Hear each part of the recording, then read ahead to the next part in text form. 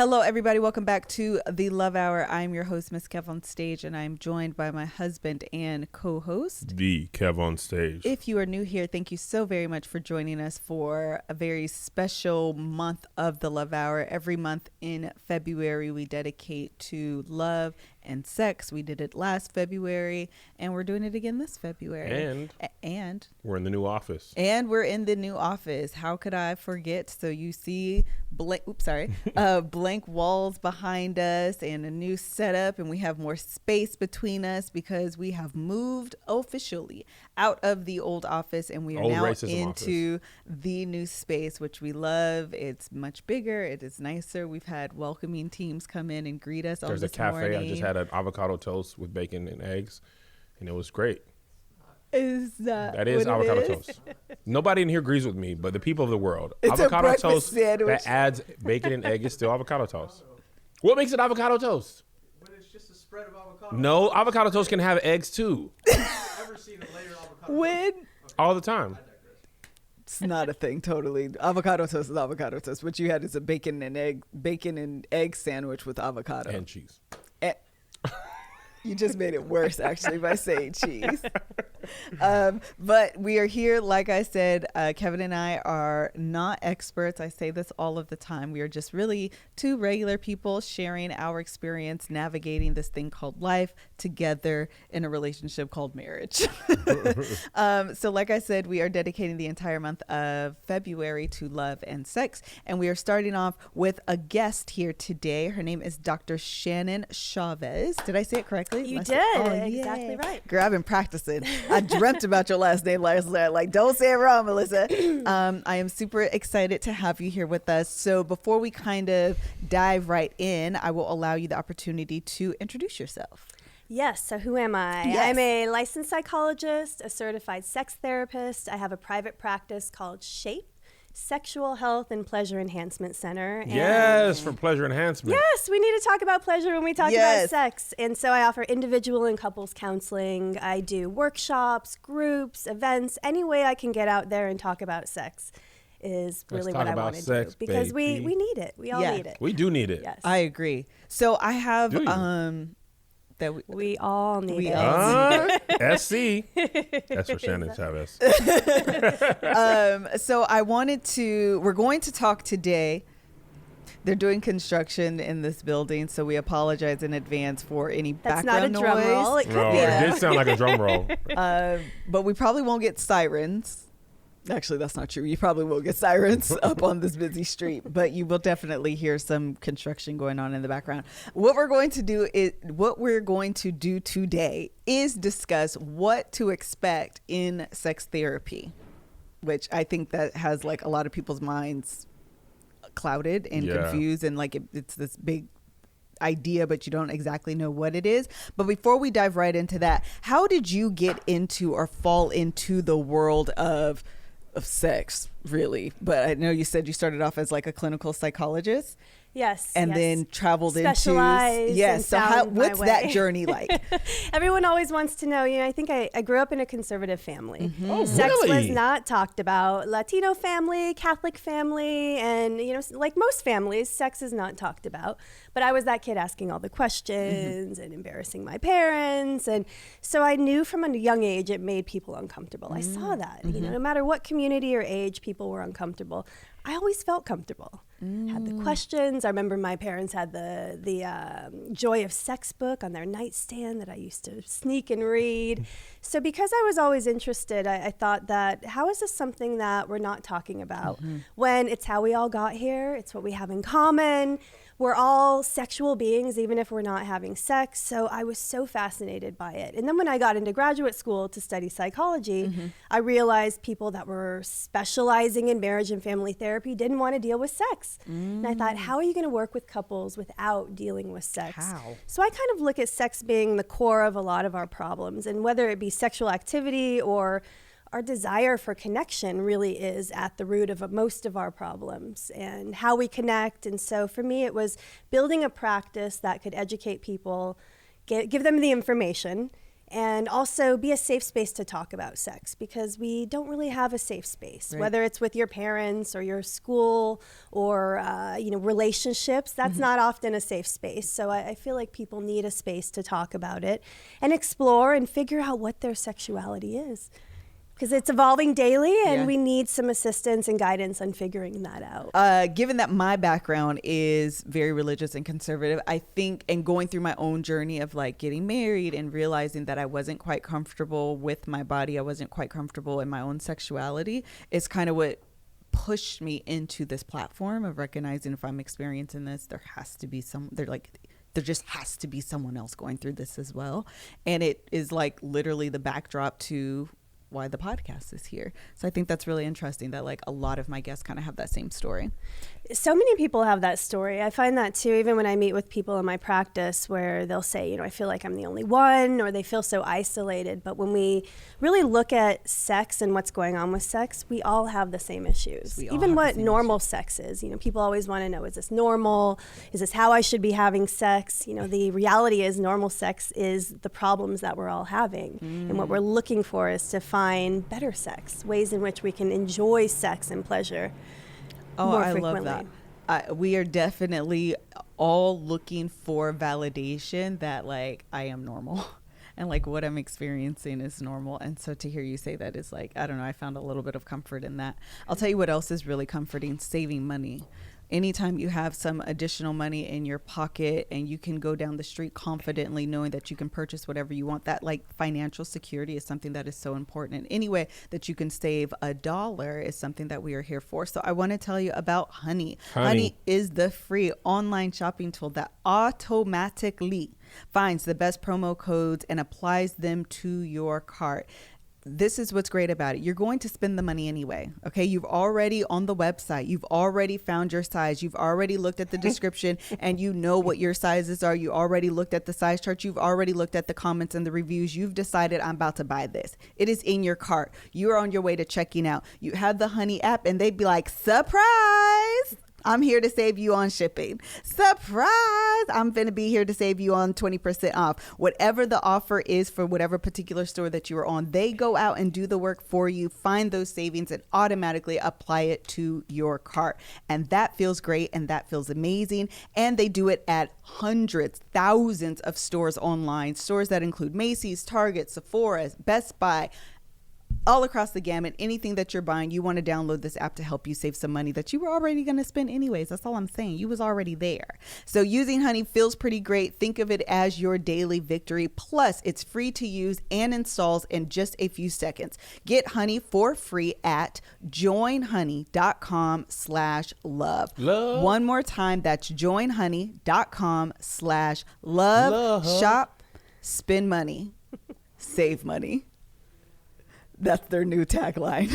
You were gonna shop. You were gonna spend it anyway. Save with Honey. Might as well save while you spend You it. may as well save Makes since you was sense. gonna spend it anyway. Honey, you can use that. All right. So now let's get directly into the topic. Okay. So what I wanted to do today is, we all know that, like you were just saying, we struggle with sex. A lot of us do.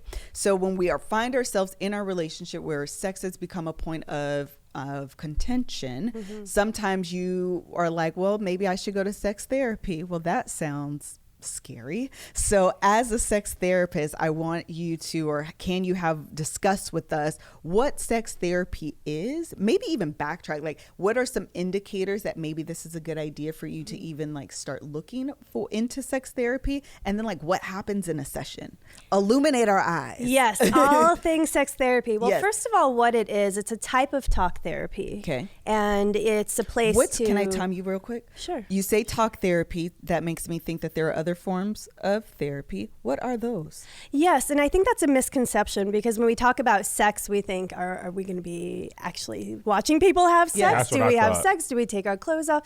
Absolutely not. It's a form of talk therapy. So other forms of talk therapy or other forms of therapy, maybe somatic therapy. There's a type of therapy called surrogate partner therapy, where it's actual touch-based therapy, and it's great for people that have had trauma or that are really shut shut down around their sexuality, and they can learn actual skills. So they can take it to a level that we can't in talk therapy, where they can actually apply all the tools we're learning. Okay. So sex therapy is not that. It's kind of a combination of traditional psychotherapy, coaching, and education. Okay. It's so much education, because I feel that people come into the space of sex therapy with a lot of misinformation. So I've heard this is how sex works, or why isn't this working for me and my partner? And so it's basically for any concern that you may have around sex. Even for couples that have a healthy sex life, you can benefit from sex therapy. Makes sense. You can come in and get some ideas or tools.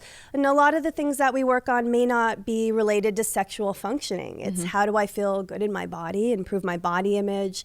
How do I cope with some of the changes in aging, or if I'm dealing with an illness or health concern, how do I cope with that in relationship to my sexuality?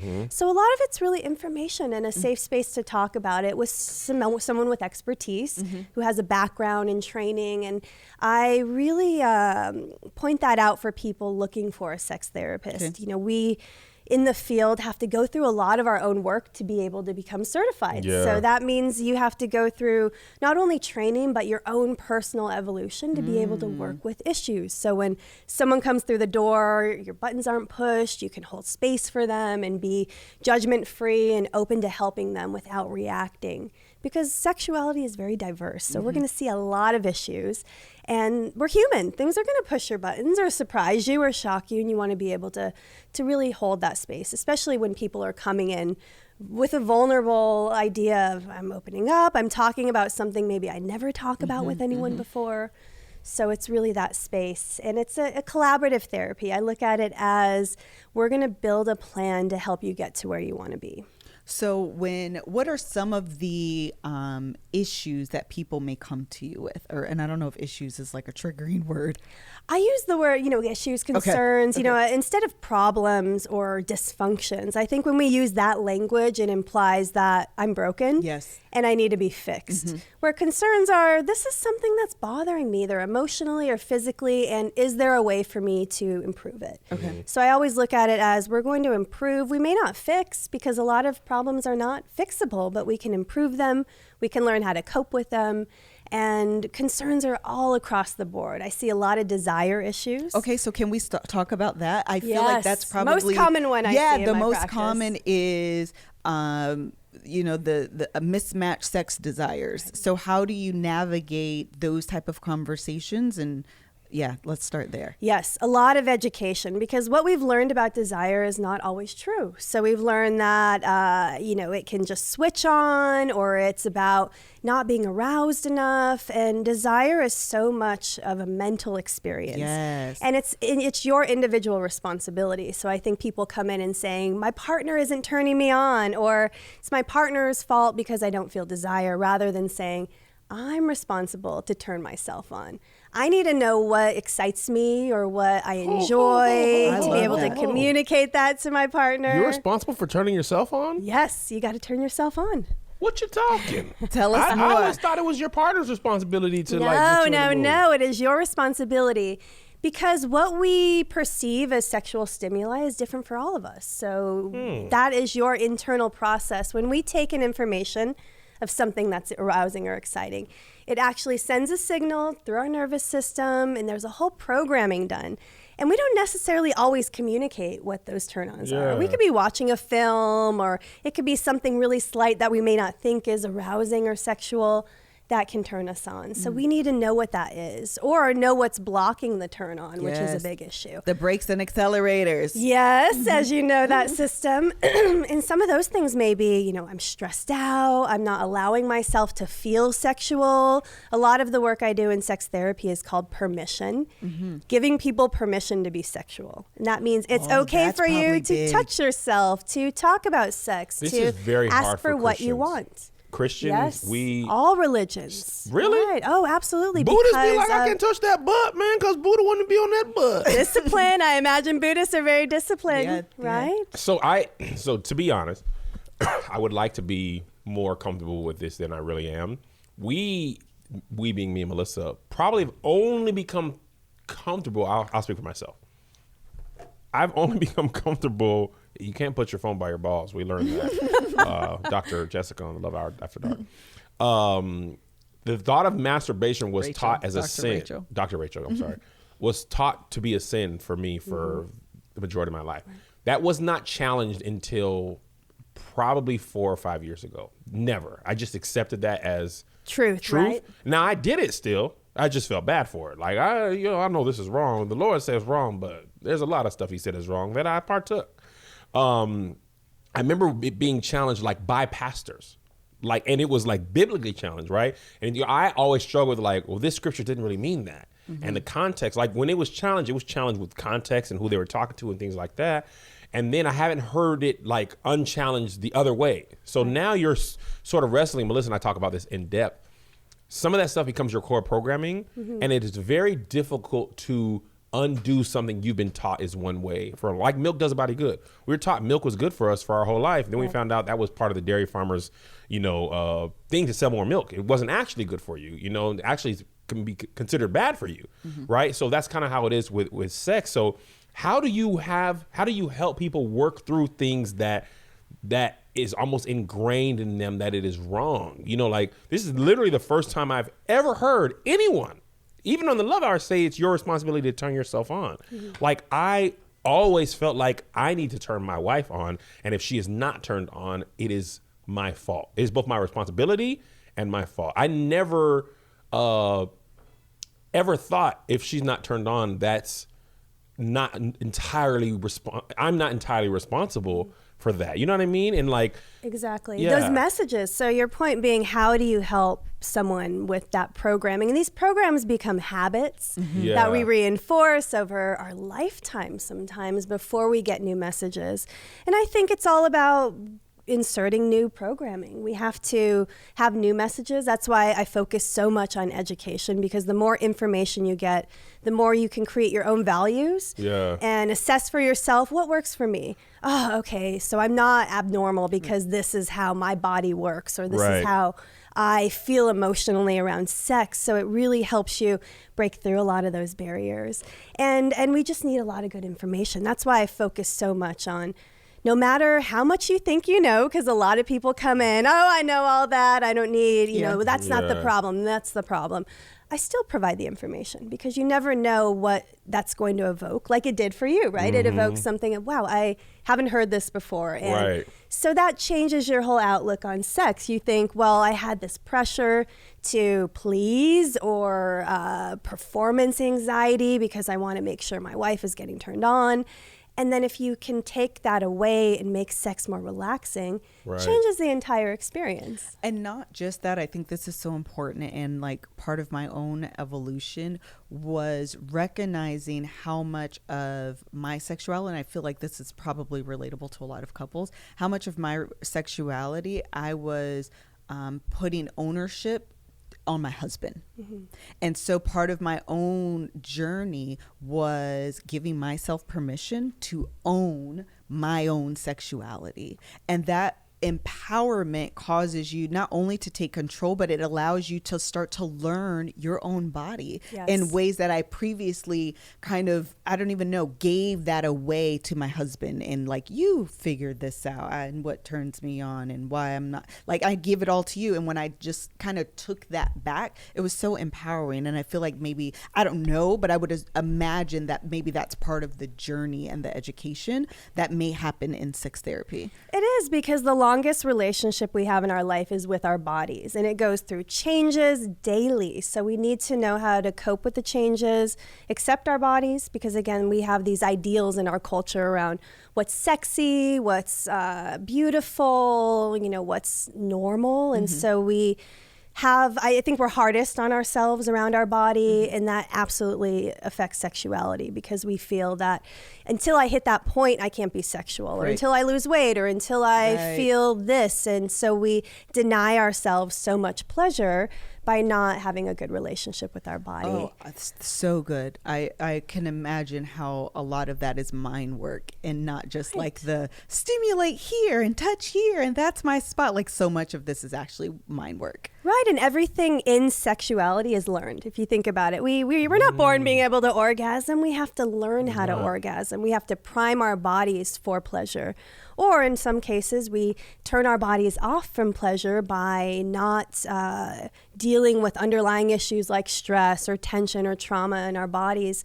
So it's important to learn everything you need to learn to enjoy pleasure fully. And that's the fun part. That's why I love sex therapy, because when you get to that learning and you see the benefits and you start to see how your life changes, you start to prioritize sex and sexual health, which is what I hope everyone does. So can we stay on this note of prioritizing sexual health? So when you're in a couple that has like a disparity in sexual desire, one wants it all the time, one maybe don't want it ever. How do you like teach, and I don't know, I'm just going to ask my question. Okay. How do you then teach the lower desire person to engage into their sexual being? Like, how does that process work? I just imagine, and we're getting questions from our live audience, like if we're on polar opposites, like what are some tips that I can do to like navigate this? I'll be honest, it is not easy, because it's not just a sex problem when there's a desire discrepancy. You have to look at the entire relationship.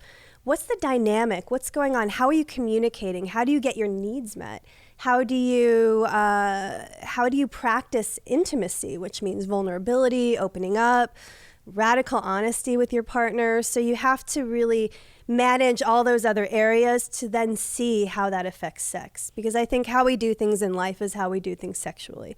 So if you are... things in life is how we do things sexually. Right. So if you're a high desire partner and you feel like I deserve sex and I'm going to assert my need for sex without maybe being mindful about a partner's situation and this idea of deserving or sex is owed to me, that's sometimes how you're acting in other areas of life. And it may work in other areas of life, but it's not working in sex, because sex is so much about giving and receiving, negotiating, compromising, learning to be really empathetic towards another person's experience.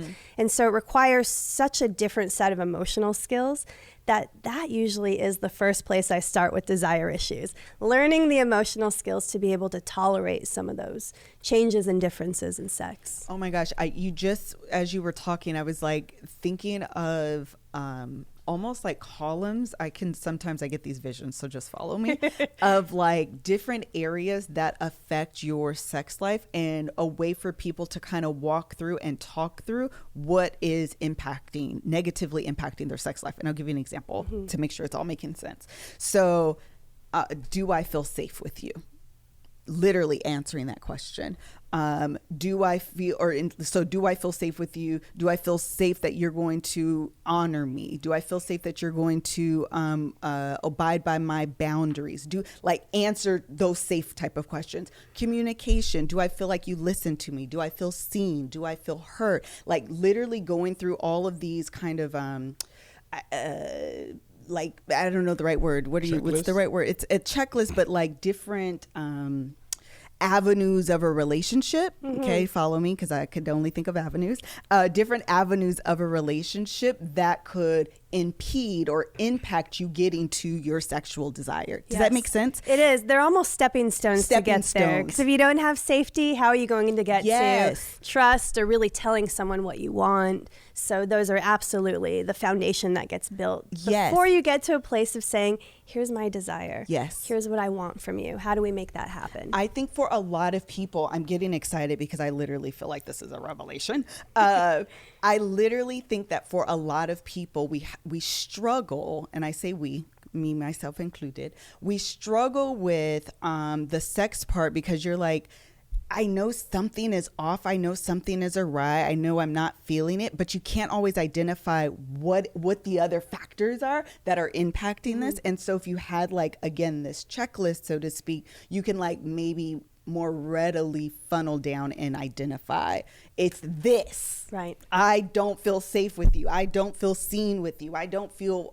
I don't know. I'm trying to think of other things because I'm going to make this checklist for people to identify and then have a starting place of a path forward to healing, so therefore they can get to like a healthy sex life. Am I making sense? Exactly. No, that does make sense. And that's important because people come into sex therapy and say, oh, no, our relationship is fine. We don't need to work on that, just the sex. We just want to focus on this. That's not. And we have to crack that egg open in order to figure it all out.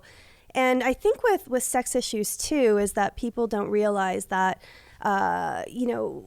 these issues are always coming up. And regardless of what you're doing with sex, what are you doing in other areas of your life? Right. A lot of couples I meet with say, every other area is great, but sex, we have problems. So I always say, what are you doing in other areas of your life that's working so well, and how can we bring that into sex? That's a good question. Because they're open and freer in other areas, but when it comes to sex, then I become about performance or succeeding, and I'm trying too hard. I'm putting this perfectionism on it that I'm not enjoying it anymore. Do you feel like people are lying a lot when they say everything else in our relationship is fine? Or is it actually true that they can have all the other things are working together and then sex is just like an outlier? I think that's a thing. I see that a lot. We communicate well because there's so much surrounding sex for that person. Sure. Because when it comes to sex, then I become shy, or I'm not as open, or I don't prioritize it. So I minimize the importance of it in our relationship. So it gets put on the back burner. So I do see that a lot, unfortunately. And I thought people would be lying. You might be lying. A few of them, I'm sure. Well, that brings a great question, because I could totally see you minimizing it, and because it's not important to you, kind of like throw the whole thing away. It's not important to me. Why is it important to you? So what are your thoughts on scheduling sex? I actually just posted this on my Instagram. I think it's a great thing for people to do, to like prioritize sex, but we often feel like that takes like the romanticism and spontaneity out of sex. So what are your thoughts on that? Is that something that you discuss? I do. And I think there's too much emphasis on romance and passion around sex. We just need to be having sex, not every time. Dr. Chavez! Don't take all the romanticism and the roses out. P and the G. Tongue and the just G. do it. The Nike slogan works really well for sex. Yeah, man. Listen, me and Melissa's life has gotten increasingly busy over the last year or two.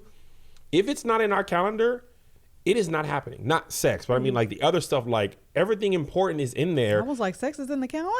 No, I'm going to start scheduling. It will be tonight. Are you free at 8:37? You know what I mean? But I think that, but to be quite honest, I suffer from sex needs to be spontaneous and romantic. And I realize that's conditioning. Like you see it in the movies, you see it in TV, you see it in porn. No, you're not supposed to learn from porn, but when you're in 8th grade and your friend has one, and your meat's hard all the time, you will watch it. You will like, watch it, blacktail, sign me up. Parents shouldn't be at work. But what they teach you is, yes, you're home, dad. Like that's, people in porn don't be having kids to help their homework with. Right. Nobody's like, oh, my son's sniffling. Let me just hold on for the sex. He's, you know what I mean? But in real life, somebody knocks on your door like, I saw a monster. Listen, I was this close to becoming a monster. And you came in, you know what I mean? And I think now the moment's over. The moment's over. And I love that you saying take the romance out isn't to say like sex shouldn't be romantic, but sometimes that becomes a barrier to it, mystifying it to be this Hollywood production. We used to say this in the Love Hour Live. Even the sex on TV and porn is scheduled. They actually have a call sheet. That's exactly right. And a time of day that you're going to be doing the sex. Planned out by detail. Yes. Exactly. Like we're going to get this shot and we're punching in on the butt. You know what I mean? So even what you think is, obviously we know it's not real, but it's amazing how things you don't know aren't real still become real. Yeah. Exactly. You accept it as real because you've seen it so many times. Because we learn that and we see it over and over again. So I do feel that scheduling sex is helpful. Because it again, we schedule everything like you're saying. Why wouldn't we schedule and prioritize pleasure? It doesn't have to be scheduled where you say there's a goal around it. So we're scheduling it. It means we both have to get off. And I got to come all these 17 acts. minutes Yeah, in. all these acts have to happen. I would say schedule it, but be really loose about what your meaning behind sex is. What are we going to do? Maybe we just schedule that this is time together, uninterrupted, where we get to enjoy each other's company, have some sort of erotic activity. And I think that's another issue with sex is that every sexual act has to include intercourse or these expectations of what needs to happen, rather than having what I like to call erotic menus. different Tell me more. What's on the sexual appetites for different times. So kind of like the food we eat. If we ate the same thing over and over again, like avocado toast, we would probably get sick of it. So we need a variety of things we can do. And we need to be creative. This is where I feel sexual intelligence comes in. Ooh. Being able to be creative about how we perceive what is sexual and not just looking at it as the mechanics or what my genitals are doing, but being open-minded to different ways to experience pleasure. And that's the fun part. I love that you keep calling it pleasure as well. Right. I think we do have a very narrow view of what sex is, and it always ends in orgasm. Mm-hmm. And even when you say erotic menu, that is like so much bigger and wider than just P and vagina. That's the end of it. We both need to orgasm, and that's the only way that I define this as a good time. You know what? So going along with the menu analogy, orgasm should be like dessert. It is dessert. Yeah, like it you is don't a side always have effect of dessert. good sex. Yes. And just because you didn't have dessert didn't mean you didn't enjoy your meal. Exactly. Sometimes the appetizers are enough. You're like, man, that was the crab dip was amazing. I feel satisfied. I'm exactly. satisfied. Oh, I might have a little bit of the steak, not the whole steak. Might have some meat. Might have some coochie. But I might not finish it all. Might eat a little bit. Right. A little, maybe half of the coochie. I might eat half of it. Just the left labia, not the right. You know? But dessert, I'm going to have some dessert. Maybe I'm going to skip straight to dessert. Maybe I'll have a couple of servings of dessert. We never know. Coming again. I'll tell you what also is just like receiving dessert early is when you receive a package on your doorstep that you didn't expect. And it's even better when you're the person shipping it. And so that's why I want to tell you about Shipstation. Wow. If you have a merchandise business, you should be giving treats and desserts. I was going to say tricks and treats, but I said treats and treats.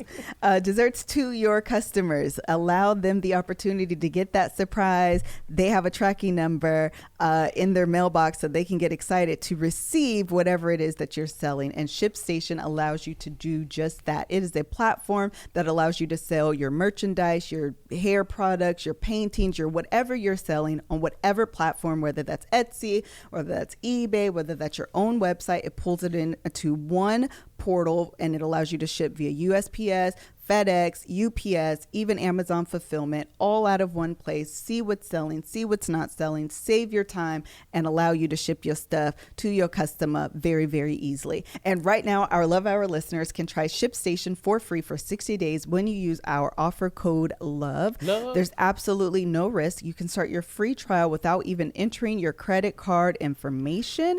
Just visit shipstation.com.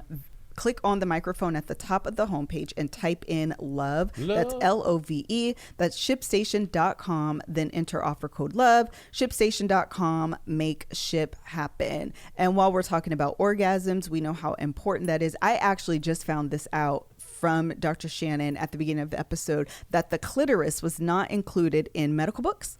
Yes, the full anatomy. So they had it in there, but not by the actual size, all the nerve endings and connections, and the accurate anatomical names until 1998. Until 1998. We are just over, is that 20 years? Just over that 22 years. So just over that 20-year mark of understanding and recognizing what the clitoris is. And again, the clitoris is the main organ of female pleasure. So why has it not been a focus of research is the question. But now the good thing is we do know a lot more about it. And I think everyone should be aware of their anatomy in order to have orgasms. 100%. Again, orgasm is not something that you can will and it happens. We have to learn how to make that happen. And here's another thing. You can't give your wife an orgasm. What have I been trying to do for the last 15 years? Well, wait. You can help support an orgasm or an environment for an orgasm to happen, but you can't actually give your partner an orgasm. I want to come back to this. Okay. I definitely want to come back to important fact that we teach in sex therapy. This was good. But before we go there, another thing that can help you achieve an environment of orgasm is LOLA. Why? Because they're a female-founded company that offers products made specifically for women, including lubrication that is made specifically to keep our pH balances in check. We learned all about this in our For Women Only series. Sometimes we'd be using stuff that was made before 1998. Not good. and it's not good, and you walk away with bladder infections and yeast infections and all type of infections, then you want to cancel the whole idea of sex because you don't understand why your body is responding the way that it does. Lola is here to help you, child. Sex by Lola is available for subscription. Schedule your sex, schedule your Lola. This sounds like a good time. You can add your period subscription as well because they also make period products for that time of the month. You can make your box fully customizable with a mix of period and sex products. This sounds like a great idea. So everything is conveniently delivered to your door on your ideal schedule. In addition to condoms and personal lubricants, Lola now offers cleansing wipes, which is great for the after effect, which are safe to use anywhere on the body and gynecologists approve and hypoallergenic, which is great as well because sometimes you do need to clean up. We learned that it's important to urinate semen and let it exit the body because semen is acidic. And the natural pH balance of a woman is more alkaline. And the two together. Listen, we be learning the things. Alkaline. We be learning the things. So something that is, alkaline. if I hit this thing one more time. So this is so great. This is why you want to sign up for Lola. For 30% off your first month subscription, visit mylola.com and enter Love Hour 30 when you subscribe. Again, for 30% off your first month subscription, visit mylola.com and enter Love Hour 30 when you subscribe.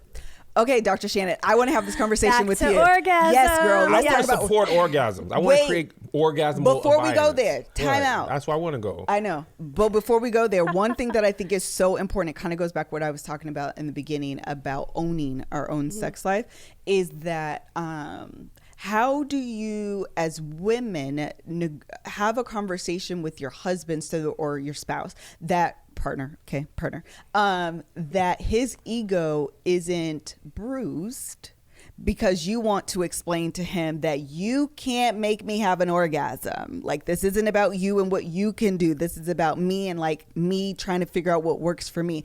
I feel like that conversation can go left really quickly with a man that has a huge ego or feels the responsibility to, it's my job to help you orgasm. And if you don't orgasm, I have done something wrong. So how do you have that conversation? Well, you know, egos are going to be a part of sex because we all have egos. So it's not that we want to hold any information back out of fear of how to deal with that.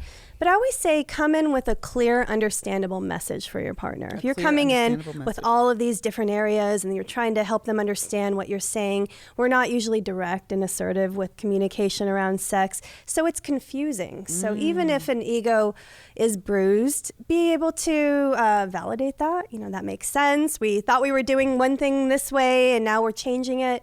Change brings up a lot of anxiety. So I think if you normalize that, it'll be much easier to have these conversations going along. And don't get stuck there. Kind of move on to things that are actually working well.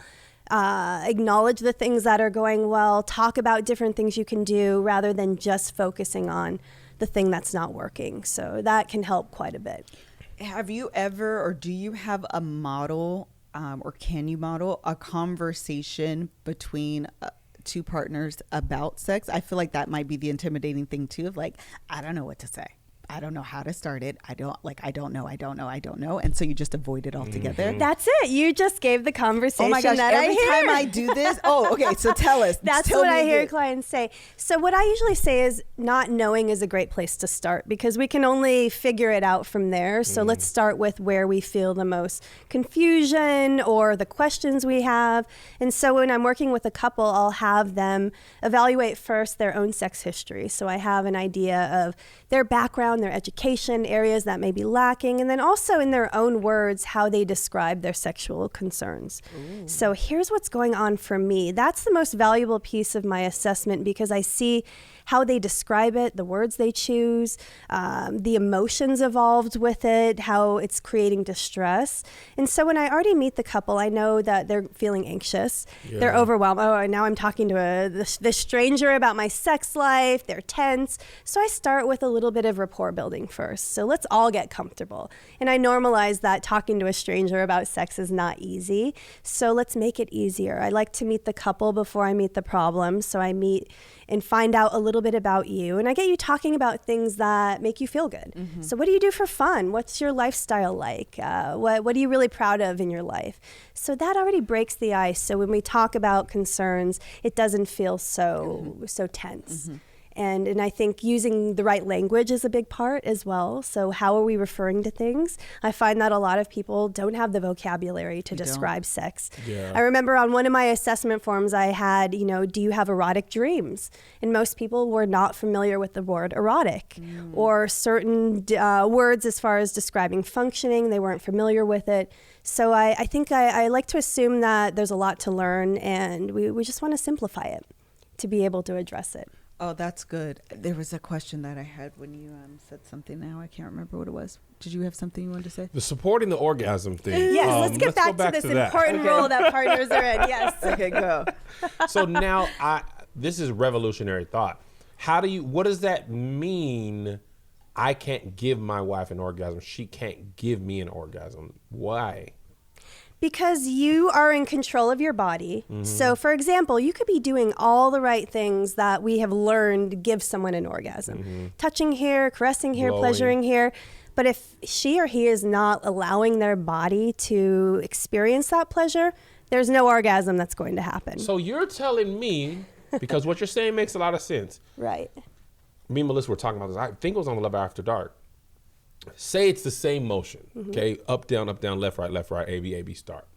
And that works 70% of the time. Now, 3 sexes in a row, this same thing's not working. You're mean to tell me it could be something totally unrelated to the physics. I think you said it clearly. I just have never thought about that. Your partner's not allowing themselves to feel that pleasure. Right. That can prevent or feel enough pleasure to pleasure to orgasm.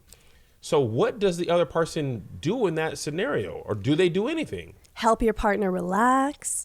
Figure out, create good connection, because good connection could be eye contact, touch, making sure that you're engaged. So many partners I hear report, I just want my partner to be emotionally present during sex. I don't care what they're touching or what they're doing, all these techniques, that's all I'm looking for. That connection alone can trigger an orgasm. So I think we can make sure that we're not in our heads too much and we're focusing so much on technique and we're doing all of these things that we're not paying attention to what's happening in the body. So often I'll tell a partner, pay attention to the changes that are going on in your partner's body. Instead of focusing on this big explosive orgasm, focus on how her body is responding to stimulation, how it's moving, how her breath changes. These should be the focuses of where we want our attention to be. And let go of the outcome. Again, an orgasm is like a sneeze, a reflex. It happens. Penis sneeze. Achoo. Oh. I think also, I don't know how this plays into it.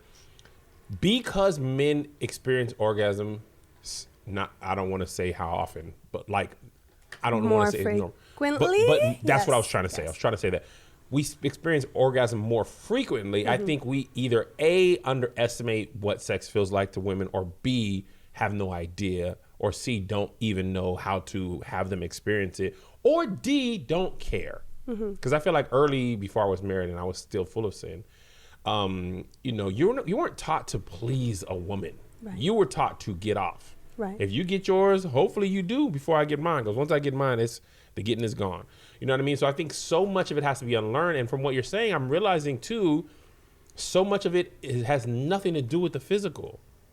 And you can't change somebody's physical mind state, but you can create environments that make them feel safe in the sexual arena, so to speak. And if they're not feeling safe in the relationship, then there's no way they're going to feel safe in the sexual part of your relationship. Exactly. And that makes you as a man realize that, because you're never taught any of that. Your boys are never talking about what you got to do is support her emotionally. You understand me? Before you get to anything, close on. Like, what's your relationship? I wish this should be the sex ed. You know what I mean? Right. Like, we don't have those conversations generally. It's more like braggadocious. I did this and this. You know what I'm saying? Like the ego again. That's the ego. It's just ego chats. It's not really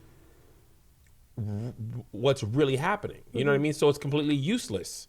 It's just lies most of the time. Most of us just be lying. And then we don't go to therapists, or specifically sex therapists, and then we end up just suffering in silence. Exactly. Or saying it's that person's fault. I'm going to just move on to a different partner. And you're taking the same you into Baggage. another relationship. So you're going to Exactly. create the same dynamic. Exactly. It's a chain reaction. So I think, the more you talk about it, the more it normalizes it, that we all go through these issues.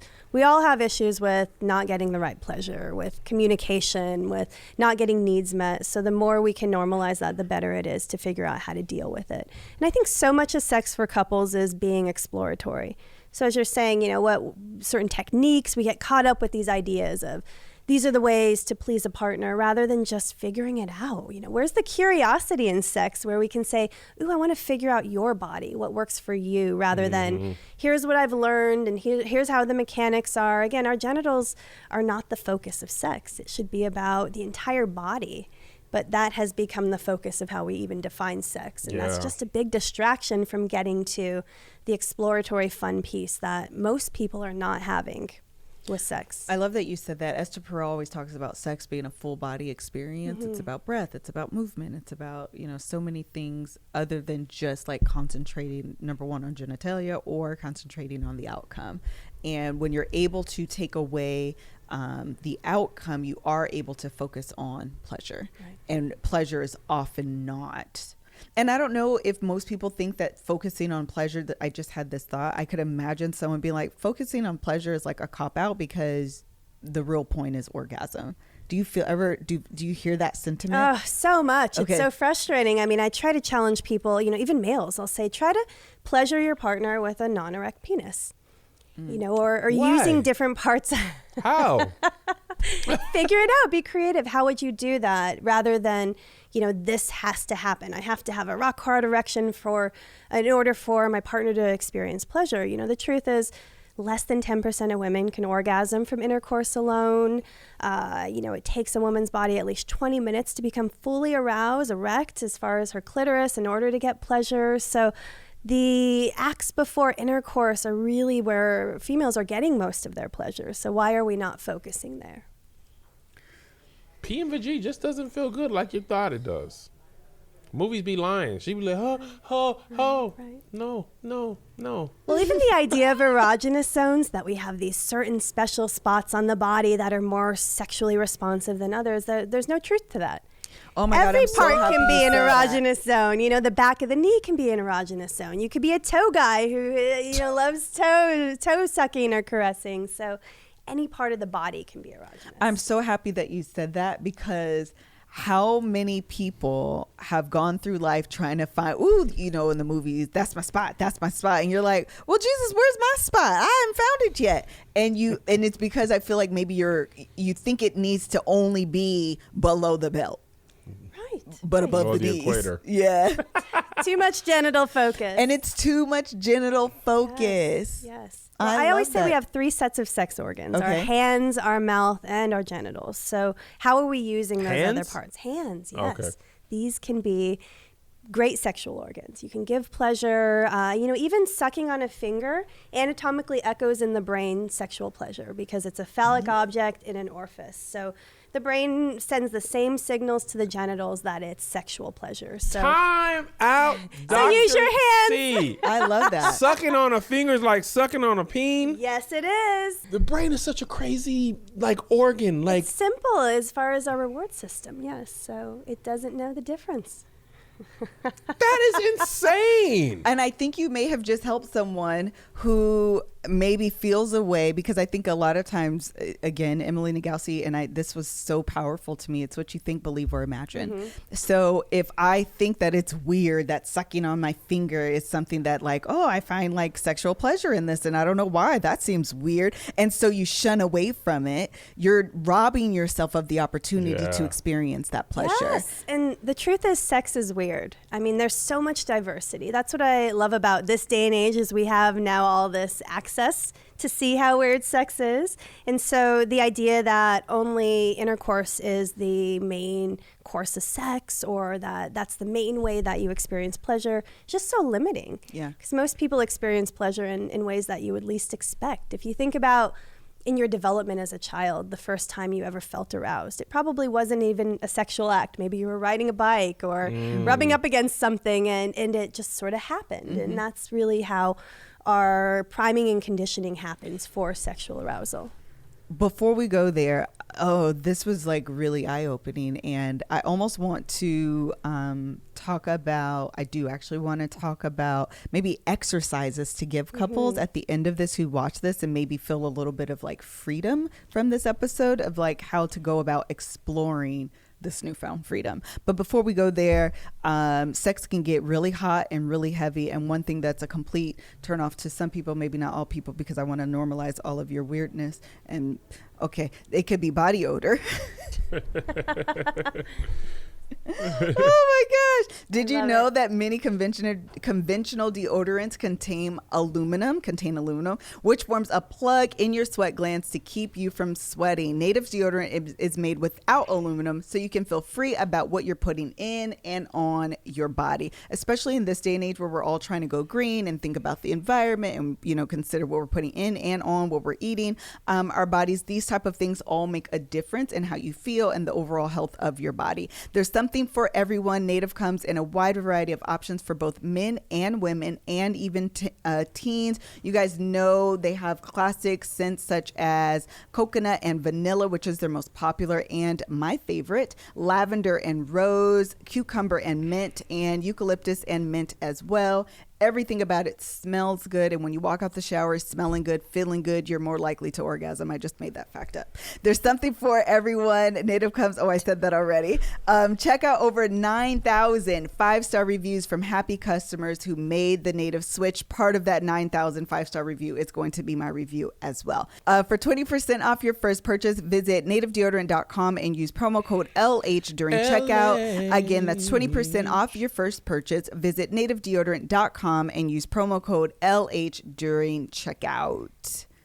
Fantastic. So finger Unless sucking. body odor is a fetish for you. Unless that's what a thing for some people. Is that a fetish? I don't want to You know what? Somebody wrote that Dear Kev. On Dear Kev. They like smells? His wife had like a bad smelling vagina, and she had like, she was like super really concerned about it. And he was like, I like it. Like, I like the earthy, visceral smell of it. And I didn't want to weirdify his normal. I don't want to yuck nobody's yum.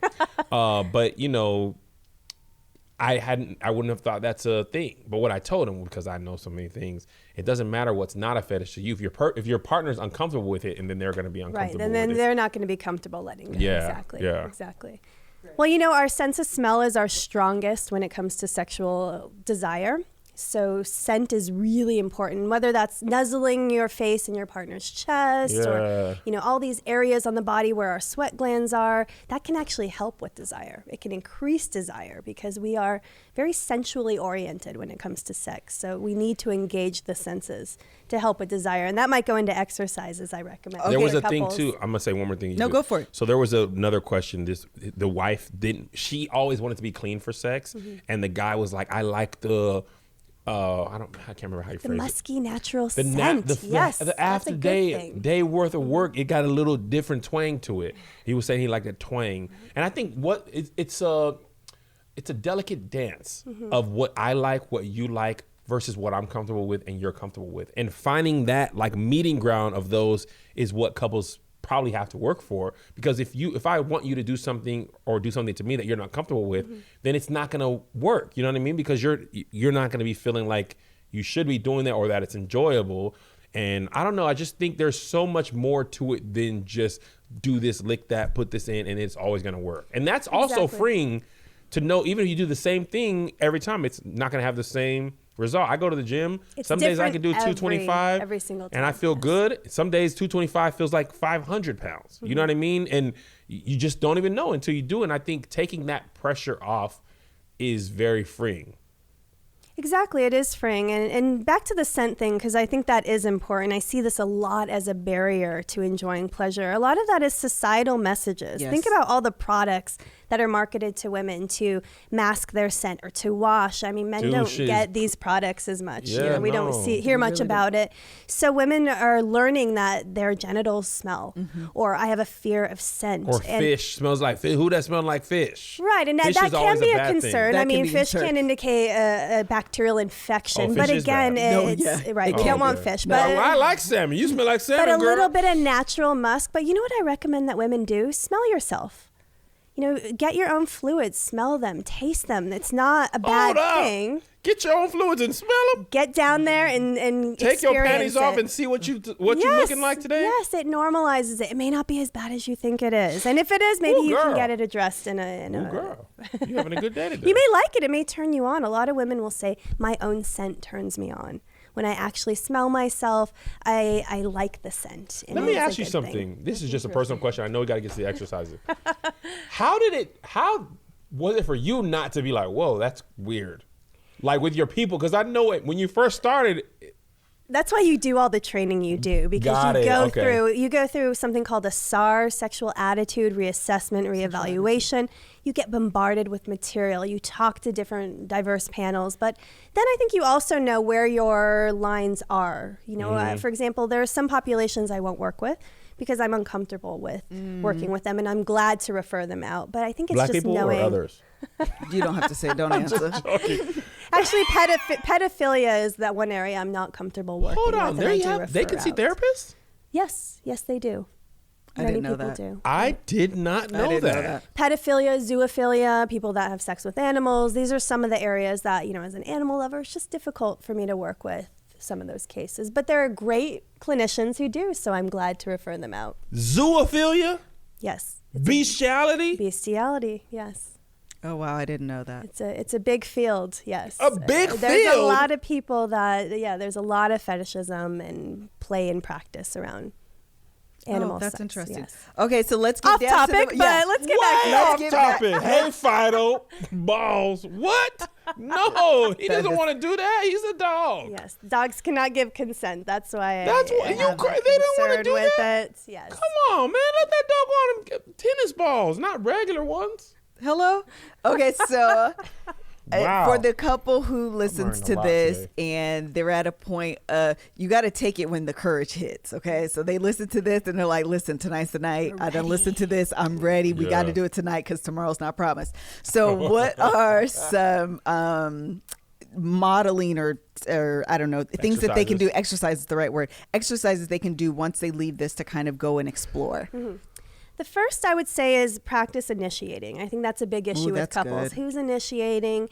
You both need to get good at initiating. So I would set up maybe a weekly schedule to start with of each of you alternating and initiating any act around pleasure. So it can be touch, it could be a kiss, it could be a toe sucking, massaging, all these things that we've talked about around touch and sensuality, I would recommend for an activity for initiating.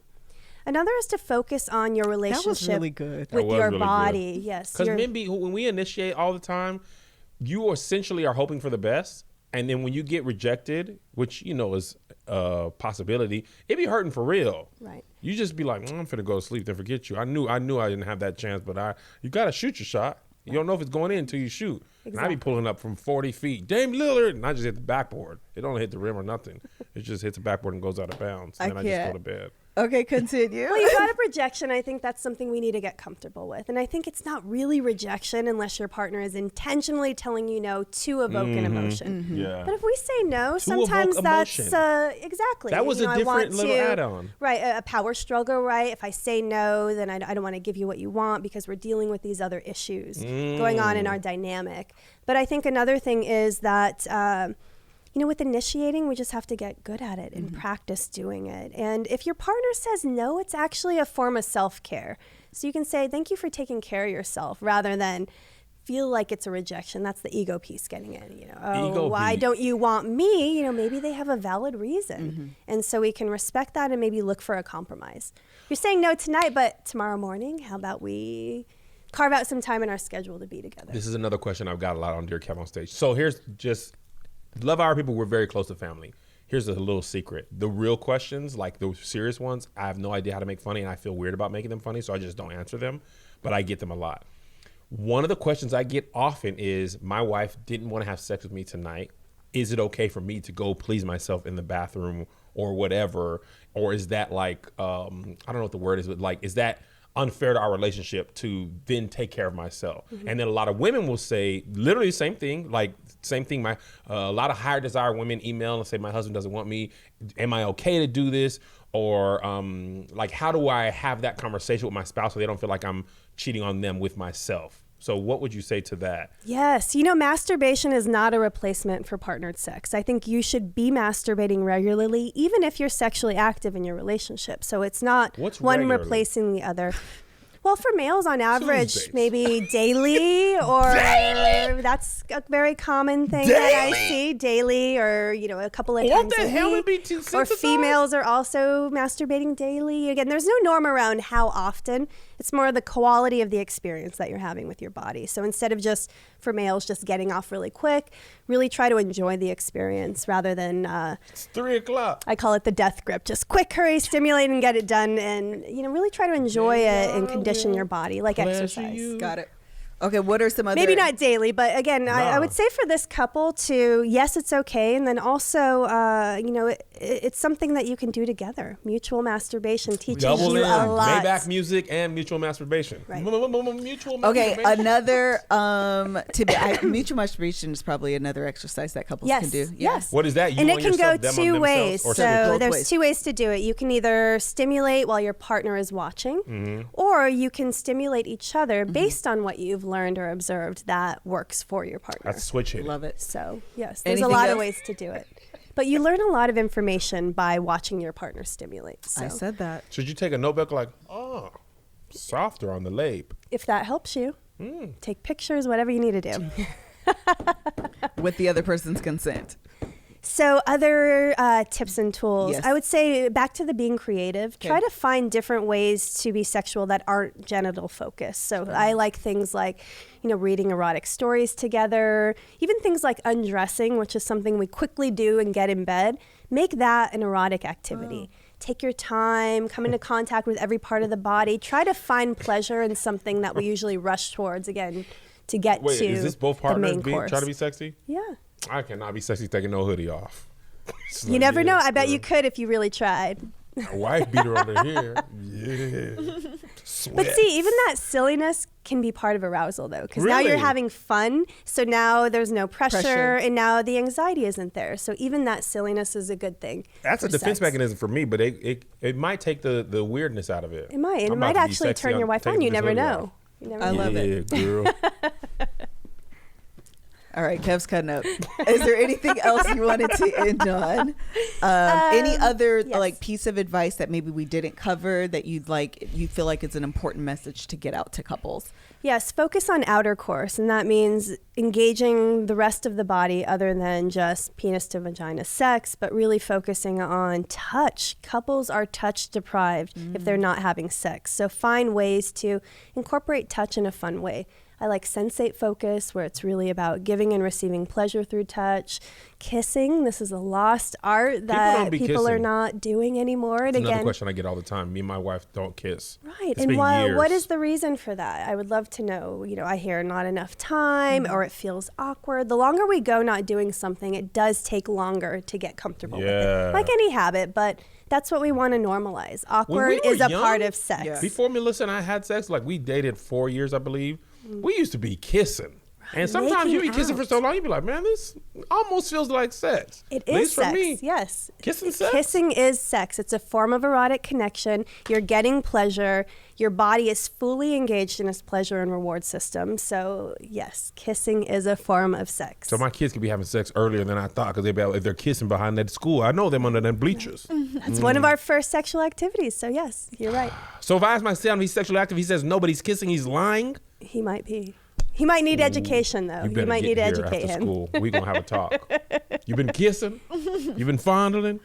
Anything? Is there any more exercises? Yes. Anything else you want? Any other messages? Yes. Outer courses people are identifying with. That's I great. love I have a lot of good tools that, if people want to write in, I can send. I have these things called a sexual interest inventory. So you can kind of go through with your partner and find areas that you're interested in.